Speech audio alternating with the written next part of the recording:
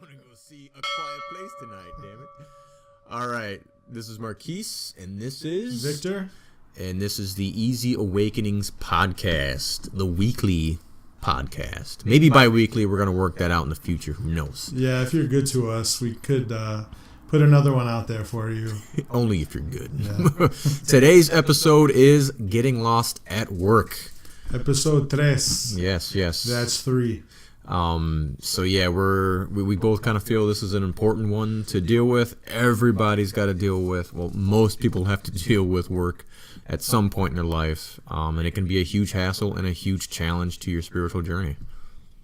Yeah, definitely. I mean, work, we're going to talk about different things, but, money, we need money to survive. It's really crucial. And a lot of it is we think it leads to some sort of freedom in the future. And we're going to talk a little bit about that and how to get out of that rut and that thinking that actually just keeps you in suffering. Oh, yeah.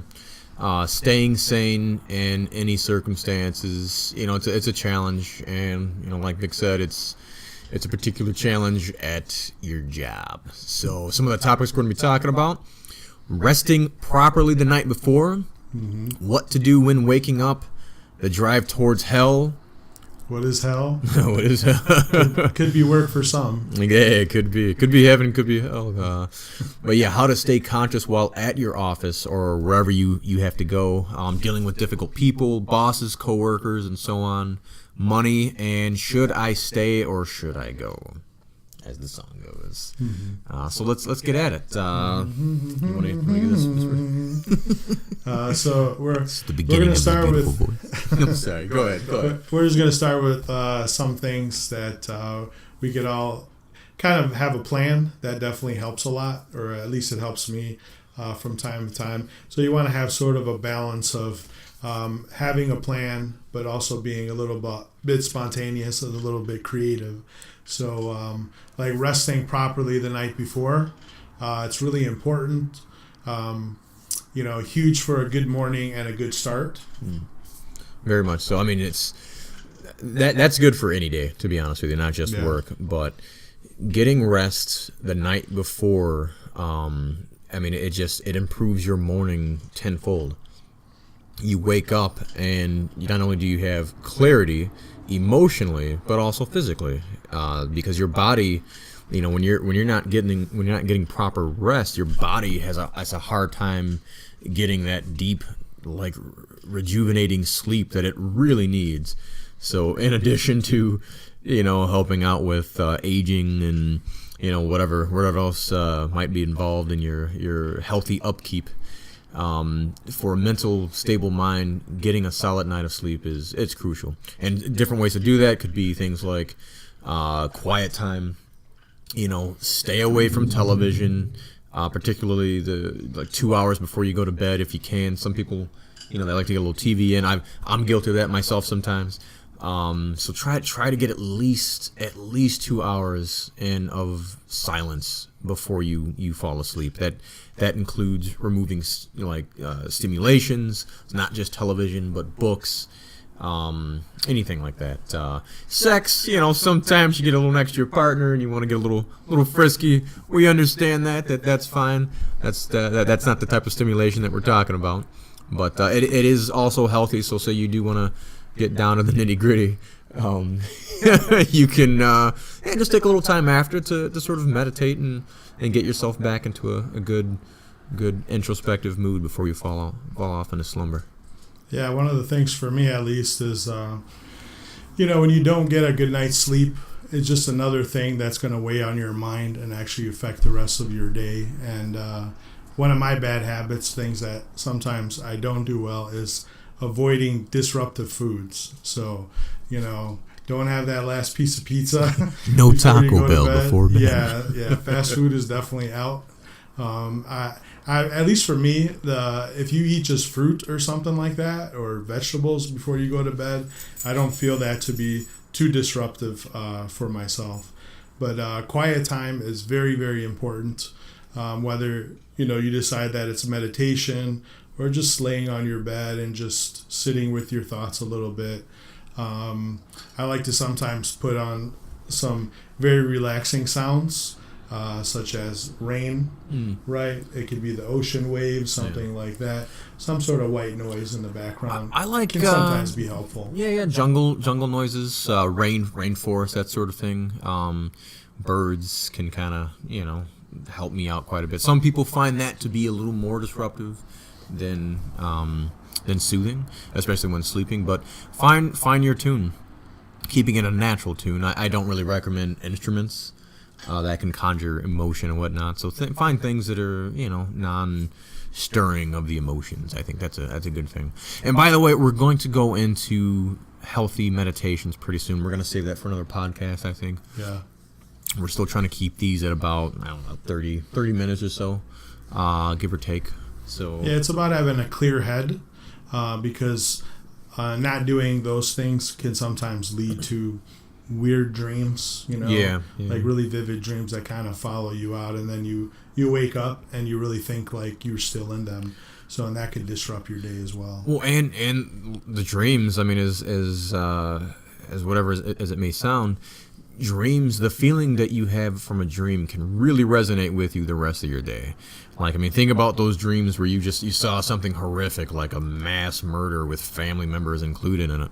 It may sound graphic, but honestly, it happens. And when it does, if it's one of those very vivid, emotional dreams, you're sort of left with this god-awful feeling inside of you, like, Mom, are you okay?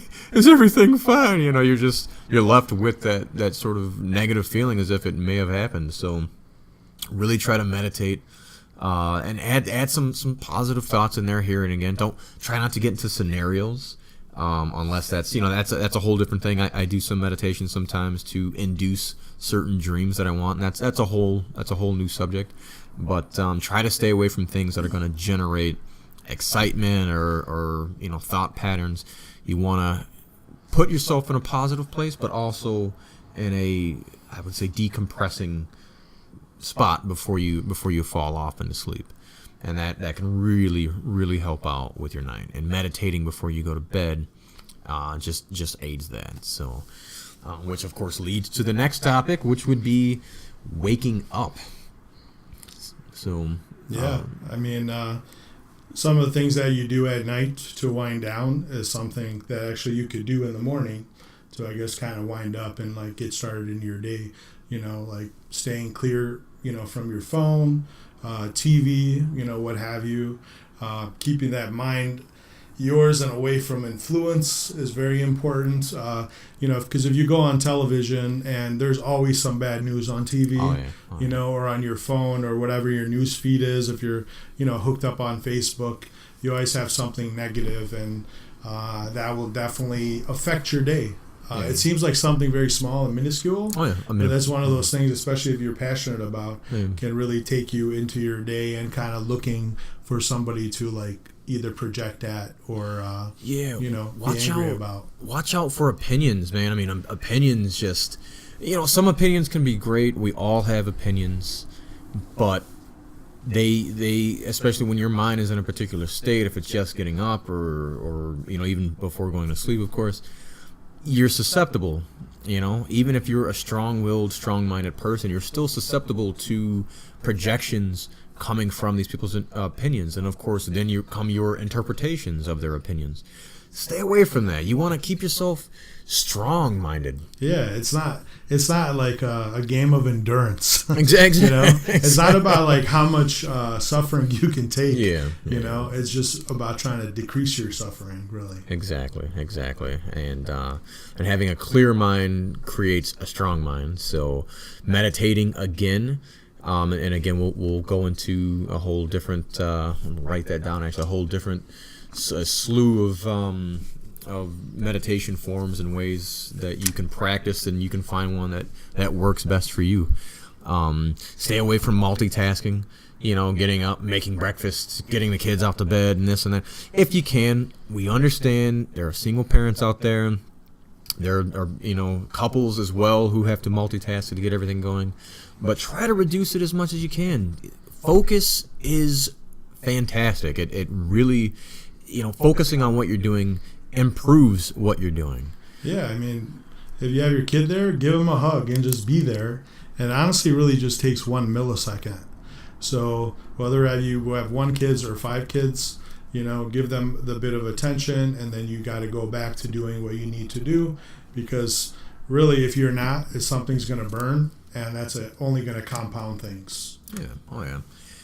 Eating is another good one. That seems kind of obvious, but to be honest with you, myself included, sometimes I neglect eating because I get kind of focused on getting out of the door, and I wait. I'm a procrastinator, man. I wait till the last second to get my ass up out of bed and on the road. I know, we're doing 2 procrastinators doing this together. It's actually pretty funny, but it is pretty funny. Yeah, we're pro right now. We're proing in a way. But it's not when you can get a healthy meal, again, healthy being the key to this. It'll help you out quite a bit, because for one, an empty stomach can really affect your mood and emotions, making it very hard to sort of find that inner peace we're all kind of after here. So what are some other good ones, like taking a good dump? I think that kind of helps out a little bit. Yeah, it definitely lightens the load for me. It lightens the load. But try to get. Yeah, what were we gonna say? More dumping? More dumping news? No dump. Okay. No farting sounds or anything like that. But again, it's about clearing. It's clearing. You want to be spiritually free, right? But get a little exercise in. That's actually an excellent way. You get all kinds of things, endorphins, and get the juices flowing in the morning. Yeah, that's a big one actually, because you say endorphins, and I think we forget how important. That is. Absolutely. We talk about spiritual, but we do live in a physical world, right? Well, the physical and the spiritual. There was a Native American guy, Rainbow Eagle. The dude, remember him? Sure. He did some awesome seminars on all kinds of subjects. But he when I would talk to him about stuff, I used to be really heavy into out of body experiences and whatnot. And that would be a great episode down the road, but. He said, coming from an ancient Choctaw Native American spiritual practice, or at least understanding and way of looking at the world, is that you don't separate the spiritual from the physical. They're actually quite tied together. And whatever your beliefs are, there is a component to that. So your emotions, in your feelings, your thoughts about things, thoughts in particular can seem a bit more. I think ephemeral might be a good word, but or ethereal. I guess ethereal is the proper term for that. That might seem they might seem like they're separate, but it's all tied together, and that's something we can go into later on. But yeah. So exercise can really help. It can help with your thoughts. Clearing yourself physically can help you out mentally. Absolutely. And that leads, of course, to introspection. We want to always make sure we're being introspective in our lives, making sure we're paying attention to what's going on inside of us and what we're doing at that time. Because if something's going on the outside, it will be affecting you on the inside. Make sure you take a deep look inside. And if you don't give it to that a little bit of an attention, what'll happen is, like, whatever happens on the outside will kind of go inside and kind of get stuck and reverberate a little bit, and that could cause like a little bit of an inner storm, if you will. Oh yeah. And something else too, I want to mention this before we move on a little bit. I think there are small things that we can do to take like little mental breaks that like sort of help us get into an introspective mood. Taking a shower is actually really good for that. It's almost like a break zone. I find as a writer, if I need a break from a book, for some reason I always have this inclination to hop into the shower and just kind of it helps me relax, get my brain out for a second. I can think about things in the shower and whatnot. My work, my writing work in particular. It can be a good spiritual practice. You can turn anything into a spiritual practice, by the way, which is something I want everyone listening to understand. Anything you do, from the shittiest experience you're going through to the most joyous, is a great spiritual practice. And sometimes, funny enough, it's actually easier to turn the bad experiences into a good spiritual practice than it is to turn the good ones into a spiritual practice, because you pay attention to the bad more than you do the good. But that's all good stuff for the good ones. Just you enjoy it forever, whatever time that you have.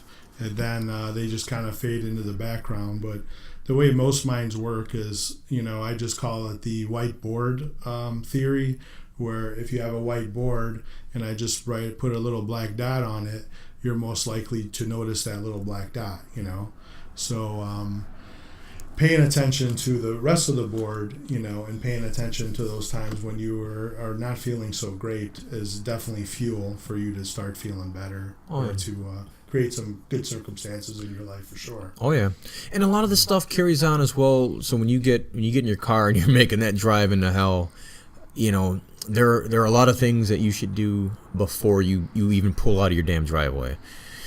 Number one, get back at meditation. You're hearing us talk about this a lot. Mm-hmm. Meditating for at least 30 seconds before driving. If you claim you don't have 30 seconds, make it 10. Don't tell me you don't have 10 freaking seconds to meditate before you start pulling off. That preliminary preparation, that mental preparation, and not by preparation I don't mean, okay, all right, I'm getting ready for this bad day that's coming. No, calming your mind down, stilling your brain down. That will help you in ways you probably can't even fathom right now. And it's actually, if I could interject just for a second, that awareness before the meditation, you could say, is actually more important than that 10 seconds, because that awareness is like you woke up for that instant moment, and it's actually kind of jarred you out of like any sort of insanity or something that you've gotten stuck in. And then you can carry that awareness into that seconds or whatever, and then that awareness will carry for a little bit longer before you get into like a little bit of chaos. Oh yeah. And this will help too. So like if you're moving on, with this time, let's say you've done your 30 seconds and you got to go to work. Let's say, and again, try to do it for a minute. Try to do it for 60 seconds if you can. If you're not playing it by the minute like me, try to get as much time in there as possible. Yeah, you'll feel like you'll want it actually. You'll kind of desire it, and then it'll become very, very necessary for you. It's almost like we always kind of go back to working out, but when you sort of remove things like sugar and whatnot out of your diet, and you start eating things like healthy vegetables like kale and broccoli, your body starts to crave that stuff. It feels really good, and then you take a bite into a McDonald's burger, and you're like, man, that initial taste bud seems good, but this stuff is garbage. Like it almost tastes like cardboard or plastic. Yeah. So that it's good to get those habits in. Another thing, so when you're moving along, and I really recommend this. So I love listening to music and radio and whatnot in the car. But if you're not feeling great, even if you're just feeling good, if you're not feeling great, leave that stuff off. Keep the introspection going. Yeah, it could be very easy just to turn it on and have some sort of a distraction, from your mind, because sometimes what's coming out of your mind is something that you don't want to really give attention to, but that actually will just strengthen what's in your mind, and it will actually keep that process going. Yeah. Yep. Which also that plays into paying attention to things outside when you're driving. Yeah, take the scenic route, man. Smell the freaking roses. You may not live in the most beautiful area, with mountains. I certainly don't. We don't. But believe it or not, if you take and pay attention, some things will start to stand out a little bit more. I remember when I first started just noticing clouds, and we see clouds every freaking day. It's easy just to kind of go, it's just a cloud, but there's a lot of beauty there. Well, remember when you were a kid? You loved those little things. All the little things of the world were just super fascinating to you. And things like clouds, as goofy as it may sound to some people, it really can... It's not goofy. It can humble you. It really can. The sky is such a massive element to Earth, and it really puts you in a perspective of just how small you are. And that can be a damn good feeling if you sit and understand that you're a process of that. Yeah, you're a part of it. You are. So you were making a joke. You're smiling at me with it, but no, you are. Serious. You are. No, we are. Yeah, he's right about that. You're a huge part of it, and staring at even just the shifting nature of cloud. Not while you're driving. Disclaimer. Yeah. Don't do this while you're driving. Stay away from the clouds while you're moving. But no, staring at the sky, looking at the stars at nighttime. Get your ass back out there and start living those kid things again. Get back into doing that. Yeah, go play with the mud. Go play in the dirt. Get wet. Go outside. It's raining. You're not going to get sick. Just go out there, feel some raindrops. Then if you have to run inside, that's fine. Yeah, no, but, it's all those good. Little things, it is. Make a huge difference. And because when you were a kid, you didn't do these things because you were a kid. No one stared at the sky because you were a kid, and all of a sudden you got, I'm an adult. I can't stare at the. I know. Now we need a reason to stare at the sky. Exactly. Exactly. And before we didn't need a reason. And then you have to fucking justify it. We just did it. Like, no, well, I'm doing it because I'm trying to reconnect with my youth. Why do you have to? You don't have to justify it. Just do it. Enjoy it. It's out there, and it's a extremely beautiful, very spiritual element to existence. To be humbled in that way, it's huge. It's huge. I guess to take it back to the whole car thing, staring outside at the world around you, again, not the clouds this time, but trees, the flow of traffic, paying attention to people as they move about, not judging them, not seeing them as sort of your interpretation, but just paying attention to what they do. It puts you in a very, awakened mode. You're aware of things and watching reality as it flows. Yeah, and feel the physical. Yeah. Increase awareness to it. Yeah. Right. Feel your steering wheel. You know what I mean? Like, I don't know, feel the leather in your car or the cloth. As you're driving. Smell your car. I mean, it may not have the new car smell.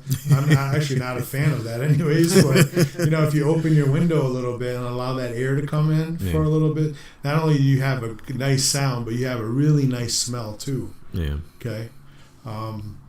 Your seat, kind of get cozy and snuggy in that seat and get comfortable and really just enjoy the ride. Oh yeah. I was gonna say, feeling emotions. That's a huge one. So, and this one kind of applies, I think, to all of the topics that we're talking about today. But if you have an emotion that you're kind of going through, so let's say something kind of drastic happened, or you're reeling in from the past, and something kind of happened the night before or whatever. Feel it. Do not avoid the feeling. Don't ever sweep it under the rug. Feel it. Go into it. Understand it. If it's too much and you feel like you're going to bawl and you can't handle it, accept that it's there. You don't have to dive into why. Don't go into a mental sort of, this is why it's happening and why do I think it's happening. No. But feel it. Yeah, you get stuck in your mind when you start saying, what is happening? Why is it happening? Mm-hmm. But also the biggest one is, this is not supposed to be happening. Oh, it's huge. It's huge. And anytime you do any sort of resistance that you're creating in your brain will guaranteed create more torture for you. Yeah, it is supposed to be happening because it is happening. Exactly. And again, if our goal is, of course, to alleviate the pain and the suffering.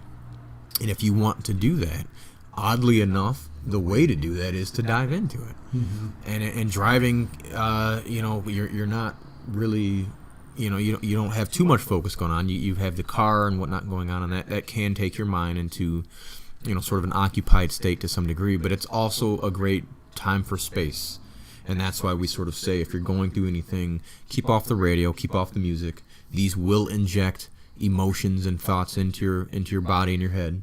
So take some time for yourself. It's key. It's your life. Why the hell not, right? Yeah, it makes you face it in a way, but in a I think it's a very gentle way of facing it and going into it, and not being caught up too much about why. Mm-hmm. Because at least for me, when I'm okay with not knowing why, it actually gives me a little bit more power to deal with it, because then I'm just dealing with the energy and just the emotion. But you have like this whole story surrounding that energy and emotion. Mm-hmm. It becomes like a big mountain that you're trying to climb, when you're really just trying to take that first step. Yeah.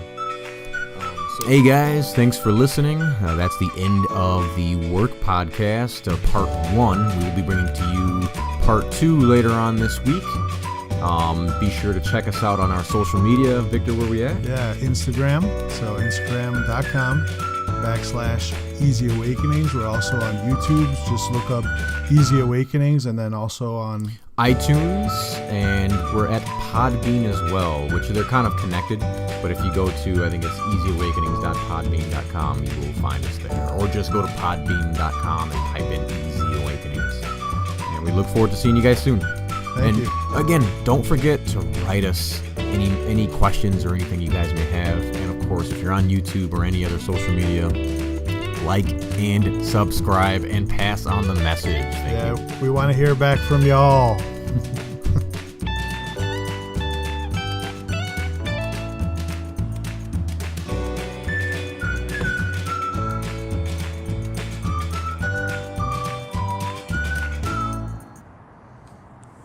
All right, cool.